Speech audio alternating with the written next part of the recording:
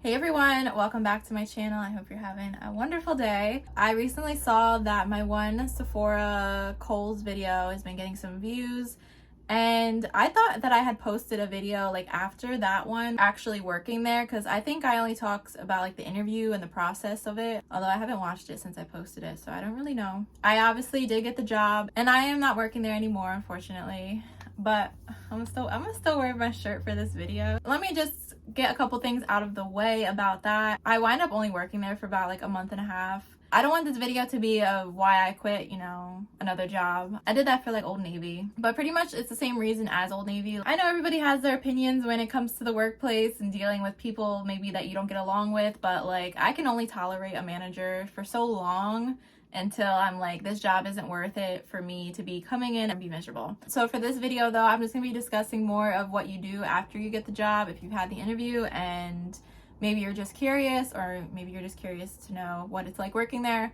Yeah, so let's get started. I worked at the JCPenney Sephora, but I don't want to compare everything to that one or like explain the differences, because not everyone has worked at the Sephora JCPenney. But if you winded up working at that one, the job is very similar to working that, but there are some differences. One thing that was different about KOHL'S Sephora is that they don't have a beauty studio. I'll just insert an image of what the beauty studio is. It's basically like the little vanity with the chairs that customers can sit at and then they get their makeup done or whatever. So if anyone has watched my working at Sephora JCPenney, I had discussed that I really didn't like doing people's makeup. I was fine with color matches and helping people, but like doing eyeshadow and stuff I really hate. I wound up getting pretty good at, I think, doing face makeup on other people, because honestly people's face, they have really nice canvases to work on.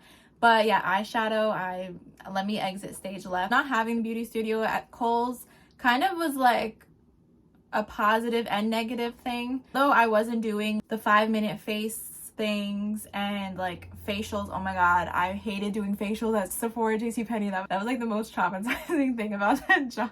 So you won't be doing that because there's nowhere for people, there's like no chairs at all for people to sit. I didn't like that though. People could still get color matches done. And I don't know, I guess I was like really used to having a customer just sit down and then everything is there for you basically. With working at KOHL'S, and I'm not trying to do this to like scare anyone, but just to like let you know, person, they're obviously standing. So let's just say we have this is concealer, but let's just say we have a foundation. Now KOHL'S, they have like little stations like on the side of the gondolas of like maybe some sponges, applicators, cotton rounds.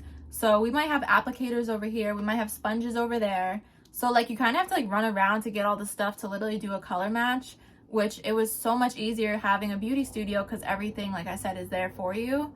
And obviously you can let the person sit down, be comfortable, and you're probably going to be more patient sitting rather than standing around like, why are they taking so long? So that was just kind of something that I really wish, just like a chair and like a little table to set the stuff down on, maybe at the end of the gondola. And then you also have to sanitize your hands, so now you got to go find some hand sanitizer. So that was something. They don't have the color match, color IQ device that, I'm not sure, I'm assuming maybe freestandings have it, but JCPenney had that. And you guys, I relied on that big time. The color IQ is pretty on point, and what I liked about that is that it gave you options for different brands. So in case they didn't like Fenty, it would tell you their match for like Makeup Forever or Anastasia, and it would give you lip color. Like there was just a lot of good things with that. So I really don't know why they didn't bring that over to KOHL'S, or if they're planning on it, or maybe they have by now, because honestly I quit a couple months ago. So I'm sure maybe things have changed. KOHL'S, they weren't requiring customers to wear masks, but working I did have to wear them. And honestly I didn't mind it because it saved me time getting ready. All I had to worry about was doing the upper half of my face. And the face masks that they give you, they do supply face masks. Honestly, I really like them. And do I still wear them sometimes? Maybe. They did give me face masks my first day of training. I think they gave you 3. Again, with the t-shirts, like I have to chase these people down to get my uniform. And it happened at JCPenney too. I worked at JCPenney longer and I never had gotten my uniform. I got like a Fenty shirt one day. I was hired as seasonal. They were still asking though, like my shirt size and everything. So I know some people might be like, oh, maybe they didn't want to give it to you because you're not going to be working there for that long, but they did ask for my shirt size, and they were giving it to the other girl that was hired for seasonal. I talked about what I wore to my interview, but Basically, you're gonna be in all black. They will eventually, hopefully, give you a shirt. And I wore like some sort of black pants and black sneakers of like Adidas, Nike, whatever. But I don't think the shoes, like, they were that strict about. Like, you could wear, I think, a different color other than black. But some sort of black shirt I was always wearing. After I got these ones, I was wearing them. I was wearing the black button-down blouses, like a plain black shirt. How this shirt looks now, like with nothing on it, I had just from, I think it was like Gildan, like the brand from Walmart or whatever. Gildan, I don't know. And then you have your lanyard with your name on it, and then the little earpiece connected to the walkie. So that's pretty much how you dress every single day. I'm not sure what the situation with the masks are now, if they change that to optional or what. So obviously this is a customer service job. I would say if you're not really comfortable, not so much, I mean, I'm not the most comfortable or like the most talkative with strangers. You do have to have interaction with people. So that might just be something, if you're not really interested in it. People are gonna have questions, they're gonna want recommendations. So going from the beginning, the training is just watching videos. They start you off with KOHL'S training, and then you make your way over to SEPHORA, which training, what I mean by that is videos and like little PowerPoint type of presentation things. So you're just watching that on a computer for like hours, a couple shifts of just watching videos. And then some days I would go out and like work in KOHL'S, and then eventually I had made my way to working on the floor in SEPHORA. I was supposed to do a Zoom meeting. I had gone in the day to do it. They apparently signed me up for it, but it wasn't showing up that I was signed up for it. So that was something else that you would have to do, because they really wanted you to like be familiar with a lot of the products and just know a lot of stuff, which I think is good, because people don't realize that even though it is a retail job, at the end of the day, like, you have to still know a lot of information. My biggest thing with working there, you really have to be careful when it comes to recommending products or just trying products on people, because you don't know, or they might not even know things that they're allergic to. So I feel like knowing ingredients, knowing a lot about skincare and just what's in products can be very important for the job. You might think that it's just like a cashier job, which ultimately it kind of is, but you still got to know a lot of stuff, like almost as if you're a dermatologist or like an esthetician or something. So I think I was making $13. I'm pretty sure I had said in that video, I think it was $13, which I know is higher than some retail jobs. I think KOHL'S was only making like $9 or $10 an hour, so it was higher than KOHL'S. In my first video, I don't know if I had said I was disappointed, but I was a little bit, because online they were advertising that they're paying up to $16, I think, or something. Let me know what you guys think, because I don't want to give my honest opinion and then people think otherwise. Maybe if you are just like a regular part-time beauty advisor, then the pay rate is higher. But I did seasonal, so maybe they were paying lower just because I'm just there for a temporary time. But I feel like working during the holidays and stuff, like, that's the busiest time of year. So you should be getting paid, like, I think a higher amount. So even though you are going to be doing a lot of stuff with customers, the SEPHORA at KOHL'S is very organized. Again, I'm not trying to compare to JCPenney, but like, JCPenney is a hot mess compared to KOHL'S, because KOHL'S, they have everything organized everywhere. In the stock room, in the drawers, the shelves, everything is in a specific place and has to be scanned in, out, which is probably normal for most jobs, but having worked at a different location and company, they were such a mess there, and it's so crazy like seeing the difference of the two. I'm not trying to get in trouble here with KOHL'S or whatever. So part of your uniform kind of is having a little zebra thing, which is the like mini tablet sort of device that you carry around with you. So these are really helpful, and you ultimately need one the whole time you're working. Oh, that just reminded me of something else too. So on this little mini tablet, you can access the KOHL'S app. This is what you need to do all of like the stocking and inventory stuff.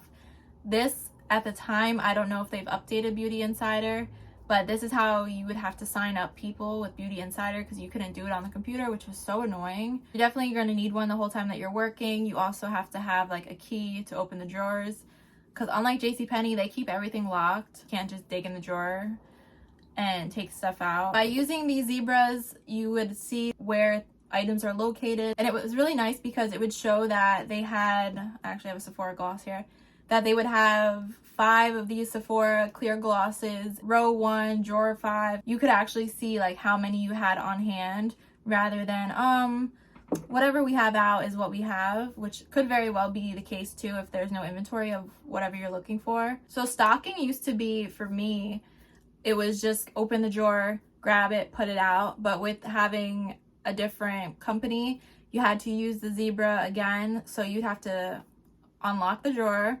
scan whatever drawer you're in, scan the product, and then submit that you're putting the product out for like people to buy. So that was definitely time consuming, and I would recommend doing that if it's not that busy, because it just takes too long to do all that if you have customers going in and out and like if they need help. The problem with Kohl's being so organized with their inventory is that they have a lot of audits. It would tell you what row, shelf, whatever, that you'd have to basically rescan all of the items that's on that shelf or like whatever is in the box, because the inventory isn't matching and like there's a problem somewhere. The amount of product just isn't matching like what we actually have and what it's saying that we have.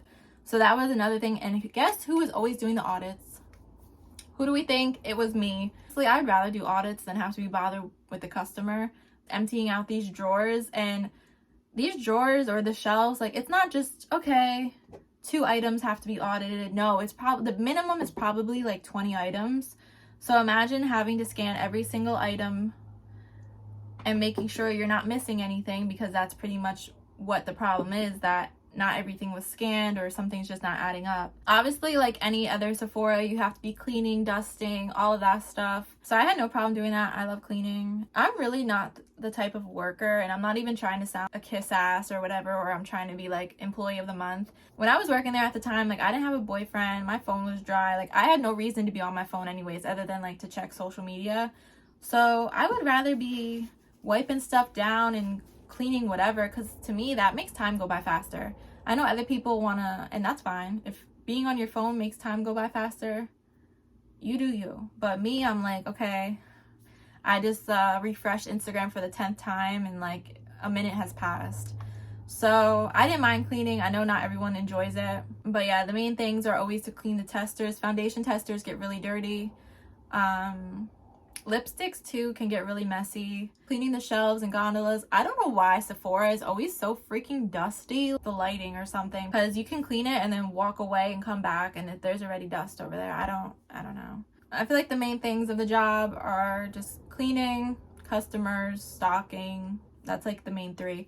Now working at Kohl's, they sometimes are gonna have you go out in Kohl's and work. And that was something I knew that from my interview. She had told me that I was gonna have some shifts out in Kohl's. If I could have honestly just told her for future reference, like if you're trying to schedule me to actually work a shift out there, like not during training, I'm gonna tell you now, I don't want to do that. I know this is not the only place that does that. People are short-staffed and you got to make things work. You got to put people in different places. If I wanted to work out in Kohl's, I would have applied to work out in there. I'm not saying it to be rude. I know I don't want to deal with the Kohl's cash and deal with people who are saying they forgot their $5 reward coupon at home. Can we give it to them? They will let their customers do whatever they want. You don't get paid enough to even argue with the people. But it's just like, it's crazy some of the shit that people get away with. You obviously can't use Kohl's cash and like any Kohl's coupons in Sephora. It says on the back, but people still try to use it, and then some people genuinely don't know. I don't think I ever had a problem where someone was like making a big deal out of it.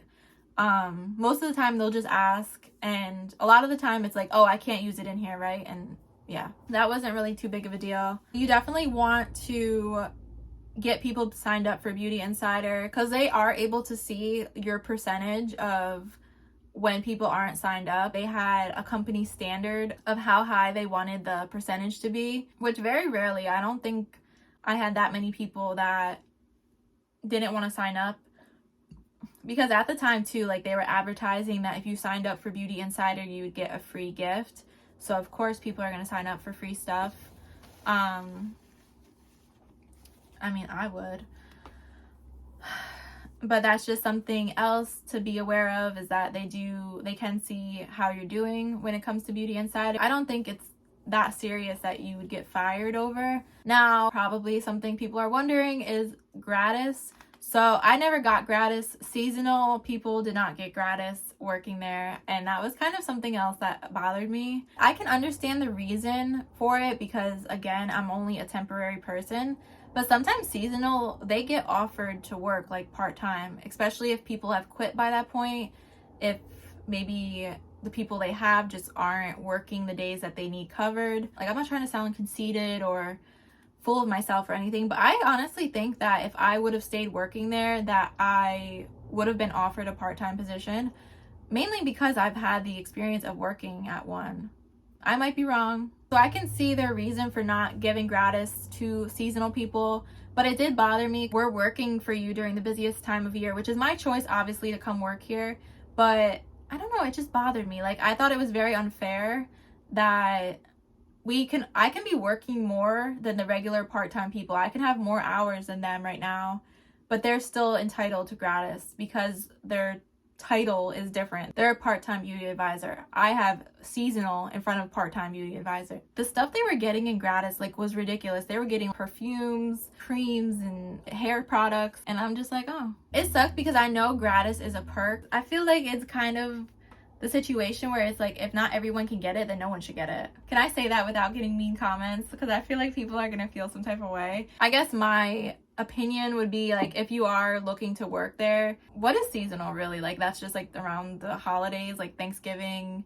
Well, I mean, I applied for seasonal and it was like September, October.